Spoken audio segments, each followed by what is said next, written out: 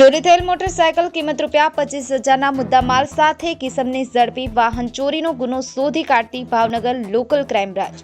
તારીખ 2/1/2025ના રોજ Bhavnagar local crime બ્રાન્ચના માણસો મહુવા શહેર વિસ્તારમાં વણશોધાયેલ ગુનાઓ શોધી કાઢવા માટે સગદારોની તપાસમાં હતા। તે દરમિયાન બાતમી મળેલ કે bus stand road Chamunda garage પાસે બે ઇસમો શંકાસ્પદ કાળા કલરનું hero Splendor motorcycle register number વિનાનું લઈને ઊભા છે। જે બાતમી આધારે બાતમીવાળી જગ્યાએ આવતા નીચે મુજબના ઇસમો નીચે મુજબના મોટરસાયકલ સાથે હાજર મળી આવે। તેઓની પાસે મોટરસાયકલ અંગે આધાર પુરાવા હોય તો રજૂ કરવા કહેતા તેઓએ કોઈ સંતોષકારક જવાબ આપેલ નહીં। આ મોટરસાયકલ તે ક્યાંકથી ચોરી અથવા તો છળકપટથી મેળવેલ હોવાનું જણાતા મોટરસાયકલ શક પડતી મિલકત તરીકે કબજે કરવામાં આવેલ। આ ઇસમને મોટરસાયકલ અંગે વધુ પૂછપરછ કરતા જણાવેલ કે આ મોટરસાયકલ નીચે મુજબના નંબર 1 નાઓ આજથી 20 દિવસ પહેલા નવાગામ સુરભી સોસાયટીના પાર્કિંગમાંથી ચોરી કરેલ હોવાનું અને નંબર 2 નાઓએ વેચવા માટે આવેલ હોવાનું જણાવેલ।